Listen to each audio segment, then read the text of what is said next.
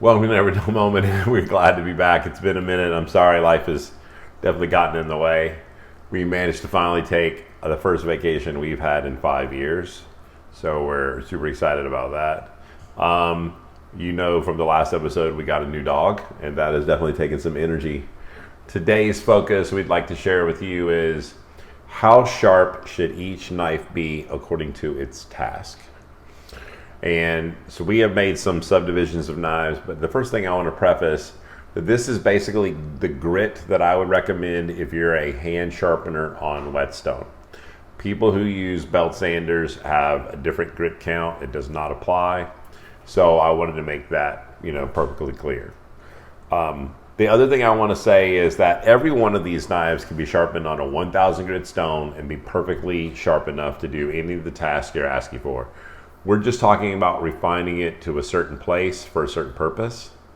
Okay, so I've broken this down in some categories, and we're going to go ahead and start over here to fish slicing knives. So if you're familiar with fish slicing knives, they're a specialty. And what you're going to see here is two that you've seen before. This is going to be your Yanagaba, or Yanagiba, depending on how you pronounce it. And then you're going to have your Fugubiki or Fuguhiki, which is the thinner, lighter weight cousin to the Yanagaba. So these are single-sided knives, and they are specifically used for breaking down fish for preparation for presentation. So this is not removing the bone. This is not removing the head of the fish. This is simply after the fillet has been removed from the bone. We're going to refine the fish. And so this takes a delicate touch. The only thing that's going to hit this knife that's extremely dulling, per se, is really the cutting board. So you should be able to get this knife to a really pristine edge. I'm looking at this to be a 6,000 minimum, 8,000, which would be preferred. The finer the edge, the better the presentation is going to be on the fish. And if you're a professional sushi chef, that's really important. If you're an amateur and you're learning, it's going to help you to refine the edge. Remember the saying, you eat with your eyes. And so having tethered, torn away edges on the fish is not, something that you would desire. The two knives next to it, though, are specialty knives. They're also made for fish. And this is one that's just breaking down for squid. These particular two Tosa knives are breaking down squid and breaking down skipjack. So these are going to be multi-purpose knives. The skipjack one in particular, it's a double beveled knife, and you need to be thinking about you're probably going to be needing this knife to be around a 4,000 grit. I would say 4,000 on both. Again, it's the flesh of the fish. This one's actually going to be hitting on bone a little bit when you're trying to remove the flesh from the bone. You don't need to go extremely fine. You're going to get up into chipping. Even 3,000 might be your max. The one for squid, the squid, other than it having the, I'm going to say it wrong. It's not the gill, but it's that plastic see-through fin that you've seen on the inside. The squill, I'm sorry, I'm forgetting the word. Once you remove that, the squid itself is pretty delicate, as far as or pretty easy to slice through is what I should say.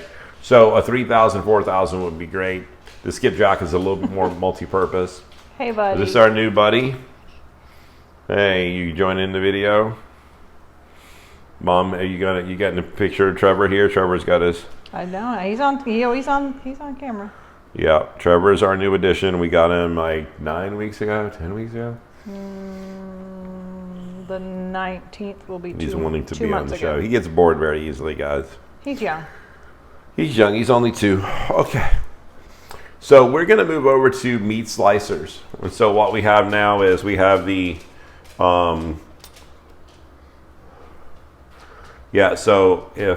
if you're going to get into the different meat slicing knives, you've seen this one before. This looks like your typical butcher knife. These particular meat slicing knives are, you're going to be slicing like prime rib. You're going to be slicing, it could be a rack of lamb. But this is going to be more of a knife that's going to be handling things like fat. In doing so, I personally believe that these double bevel knives should not only be sharpened to around 3,000 or 4,000 grit, but you might remember, and I'll put a link above, you might remember the phrase Shibata style. I was just thinking that. So with the Shibata style, if you'll remember, and I'm just going to give you a quick refresh, we actually took the knife and we sharpened it up to, say, this particular one, 3,000 or 4,000 grit, but we wanted a little bit of teeth. Okay, and so in doing so, on one side of the knife after we were done, typically the inside, so if you're right-handed, you can do the left side, we are going to just do some stropping motions on like a 1,000 grit, maybe even 800 grit if you had it. And just those couple of stropping motions are gonna put just some fine teeth. And we're talking 3 or 4 strokes, okay? So I'm gonna pause for a second in the video because my dog is telling me that they need to take a visit. And we're back. You know, dogs need a break too. So again, the Tsujihiki and the butcher, like the bull nose butcher tail knives, these are gonna be things for just literally just making your way through large chunks of meat. But now we're gonna segue to a more multi-purpose knife, your chef knife. So the Yuto is a knife that might find its way, if you have one knife, using it for fish. It might be slicing a head of cabbage. It might be breaking down a prime rib. It might be the thing that you slice your tomatoes and even chop up something as fine as garlic. I would generally say that I would use this knife, I would sharpen this knife to a 3,000 grit. You could go a 4,000, it's not necessarily overkill. I think you're gonna have to sharpen this every single week. It's just something that you're constantly using if it's your main purpose knife. I would consider that if this is your only knife, you're probably not doing a lot of fish. Again, I might go Shibata style on this. I might do the 3,000 grit and do a couple of stropping strokes on the 1,000 or 800 grit on the left side. The teeth are never gonna really hurt you. Sorry, that was me. The camera was wonky, but sorry. Okay. The one thing that I would say to you about a chef knife is, about any of the knives, whenever you're putting teeth on a knife, you are giving it like necessarily some bite, but the teeth are things that fall out over time. They just do. I mean, they're literally pieces of metal that are just hanging off. And when you're hitting the cutting board, you know, you're gonna have the opportunity to break off some of those teeth. It's really the grooves that are on the side that are gonna help you like bite into the skin of the tomato and bite into the skin of any particular fruit / vegetable that has a skin. You know, especially, you know, and if you get into something like squash, you know, you just need the weight of the chef knife is going to really help you push through, and you need the knife to be thinner to help you push through. So it's not really the being sharper, like a finer edge that's going to help you with that. It's going to be like the size of the knife and the being thin so it doesn't wedge itself. So again, any of the multi-purpose knives. So I want to point out another multi-purpose knife. A lot of you maybe don't like the size of Yuto, the chef knife, so you might be using a Santoku. So if you are using a Santoku, I would still think of it the same way. It's your multi-purpose knife. We've got your vegetables, we've got your meat, we've got your fish, we've got, you know, the different little tasks you're doing around. I would still go 3,000. There's really no point in going a little bit higher. I'm going to skip over a unique knife and go over here. I want to point out two knives that are side by side. This is a nikiri. This is a vegetable knife. This knife literally has the purpose of slicing through vegetables. It has extra weight. It has extra mass. This is going to be on everything from your spaghetti squash, your regular summer squashes, but it's going to be your potato. It's going to be your zucchini. It's going to be cucumbers. It's going to be everything. And so we have this nikiri joined by knife. This particular knife could go either way. So it's a bunka, meaning it has the pointed K-tip shape. This one's tall, like a nikiri. This particular knife might go either direction. On this knife here, when I was talking about the nikiri, how sharp, these are all vegetables, you know. So it's not going to fish, it's not going to meat. I don't want any Shibata style on this. I want the finer edge. I'm probably going to go to a 4,000 grit. I want it to bite. And so this bunka that's next to it, if you want this tall knife to be treated like a Nikiri, sharpen it with a 4000. If you want it to be treated like a Santoku and it's your all-purpose knife, go to your 3000 with Shibata style. At that moment, you have to call the purpose. You have to understand the task. If you're cutting fatty foods, if you're biting into a skin, I want to see a little bit of teeth like the Shibata style.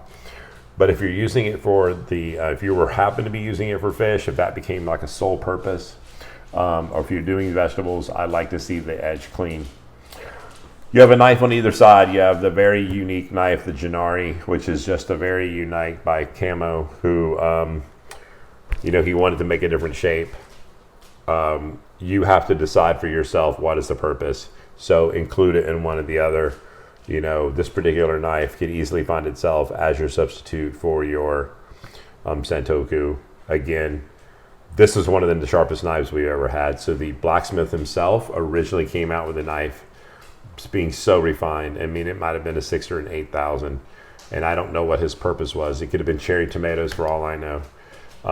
But you decide where you want that knife, and if it's in this family, 3000 with the Shibata style teeth.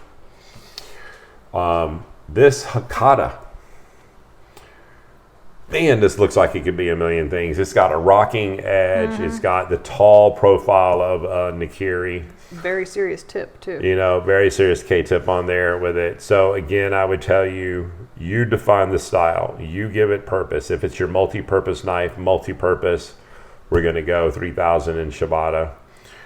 If you've decided that is your garlic slicing up knife, then you might want the edges of that to be fine. Well, that's pretty serious for that, but yeah. Yeah, I've not determined myself what I would use the Hakata for. That particular knife has never been seen on the show. Yeah, it's never been used. Yeah. We've had it for like 3 years. It just never had the episode to bring up a different knife shape. Okay. So now we're getting into some other things. We're going to jump into the Chinese cleaver. This particular Chinese cleaver is the slicing cleaver. And the slicing cleaver is going to be used for everything. So this is going to be like your onions, your garlic. This is going to be your bell peppers. If it's your all-purpose kind of a knife, you definitely could be thinking of this as your 4000. I would probably go 4000. I for some reason, I have a voice from Ryan Swanson in my head. He likes to finish his knives on 4K. I can see that being used.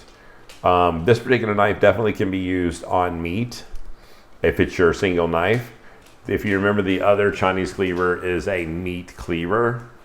I have a meat cleaver. I don't know why I didn't pull it out. The meat cleaver itself being a much thicker knife, if you had the much thicker knife, you really don't need it to be that sharp. 3000 would be the most, no Shibata style. The meat cleaver is a much thicker wedge of a knife. It's going to help you break bone. I do not want to refine that edge to such a point that I'm going to start getting chips in the knife that I'm using to break down heavy objects. So I'm going to keep the edge a little bit thicker, 3000, even 1000. 1000 might be the most that you need for your meat cleaver. Everyone around their house hopefully has a paring knife. The paring knife being the smaller of the two, the petty knife being slightly taller. Typically, these are going to be used for work with things in your hands. So whether it's coring a strawberry, it could be peeling a potato. And I would definitely think 3000 grit would be the most. You could get away with a 1000 grit. You don't need the Shibata style. So you don't need the extra effort. You literally could put it on the 1000 and be done. But if you want to go extra, 3000 I think is the max. And then I'm going to do those last. I'm going to jump over here to the, if you happen to have one of these Soba noodle knives, this like Soba Nikiri, so to speak. This particular knife is a double bevel knife. You're literally only cutting flour and water that's been mixed together into the shape of a noodle. So you think about that, like that's pretty tender. I would want to refine that. You are going to, I don't want to tear it. I want to just break it apart, with thin slices and everything. I'm going to put a nice edge on it. I'm going to go 6000. I want to keep it really nice and clean. Noodles should be pretty, and they break apart very easily. If you're using something rough, it could pull and tear and break up your work. So chances are the only thing dulling this knife is the cutting board you're using it on. And then the last thing we're going to go over to is we've got some boning knives. We've got 2 of them, Trevor. which are, so Sorry. we've got our dog being mischievous. Trevor. Yeah, there we go. Good boy. Boy. So we have 2 different single bevel knives, which are for boning. One is for boning meat. One is for boning fish. Both of those knives, I think 3,000 grit. No Shibata style. I want the finer edge to break through the flesh of the fish, but the knife itself is thick at the back edge, and that is for chopping off the head of the fish. If I get too refined of an edge, when I go to break through, I'm going to chip this knife. And if I'm using this one for breaking down a chicken, remember we're working around a lot of bone, okay? And so if we're looking around bottom alone and we get the edge too refined, I mean, it's going to chip, you know, and it's a single bevel knife. It's something that you don't want to have to keep sharpening. And then the last thing we have is the Japanese version of a boning knife, the Honosuke. This is a Garasuke. This is a Honosuke. This particular knife is double beveled. And I'm going to take that, again, it's going to be on bone. I'm going to go 3,000 grit. If I had the Western fillet knife here, which was that flexible knife that you know all of the Americans and really like to use, they're on a boat and they're just going through fish so fast, and you can be using the same exact knife to kind of go through chicken. If I'm doing the chicken, the way I see those guys work, I mean, I think 3,000, 4,000, I think 4,000 is where I'd go. It's a combination of 2 things. That knife is very flexible. The metal is very soft. You're going to have to sharpen it more often. You know, I might go 1,000, jump right all the way up to the 4,000 with nothing in between. So when it comes to any type of boning knife, I need you to remember you're going to be on bone. And if you've got the softer, flexible, Western knife, a 3,000 grit 4,000 on that soft steel is going to feel pretty sharp. You're going to have to sharpen them more often. I'm really not even trying to put the teeth of the Shibata style on there. I would have that whetstone handy constantly to be able to put it back on the 1,000 to 3,000. I've watched butchers really just work all day, and they're just really upside down, pulling through, especially if they're Frenching the ribs, on a rack of lamb, things like that. So you really want to get in there and be able to get the meat off the bone, but you are dulling the knife in particular. So 3,000, don't waste your time getting more refined. I don't think you need to. So what you heard was a lot of these things are 3,000, 4,000. The summary is if you're not really slicing fish, 6,000, 8,000 is kind of unheard of. You can do it because you want to. Never let me be the person to tell you what to do. These are recommendations. I want you at 6,000 and 8,000 here. I want you at 4,000 on these other fish. I want you at 3,000 with Shibata style teeth on the meat slicing knives. I want you at 3,000 Shibata style on your multi-purpose knives.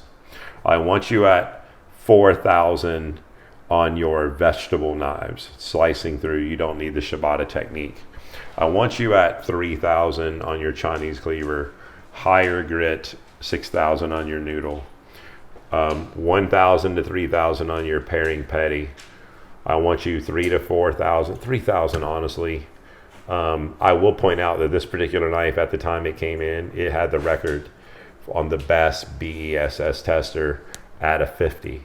It was only another knife that came in at some point that beat it at like sub 50. But this was the sharpest knife at the time. So the maker, Takeda, whenever he made this knife, he wanted this boning knife to be sharp, and it truly was. And this would generally be used for breaking down chicken. But it is heavy duty for the bone. It is really hard steel. So with that being said, you can go sharp and know that the quality steel is going to take care of you. I don't need Shibata style on these knives. This was not I'm telling you what to do. The knife became yours. The moment it became yours, the future of that knife and everything about that knife was decided by you. You're the owner, and you have the vision of how you want your knives to work for you. If you didn't know what to do, hopefully my advice is a guide, and hopefully this wasn't a dull moment. We're glad to be back with you. We still have some things in life going on, so we're not sure if we're with you every single week, but we appreciate you still looking for us every week. And we do thank you for checking us out. We hope to bring you some more not dull moments in the future. We're going to focus a lot on the show on sharpening. I've actually been working in the garage on changing my sharpening station. I have a lot of equipment out there. We're rearranging the garage to see if we can do a workstation.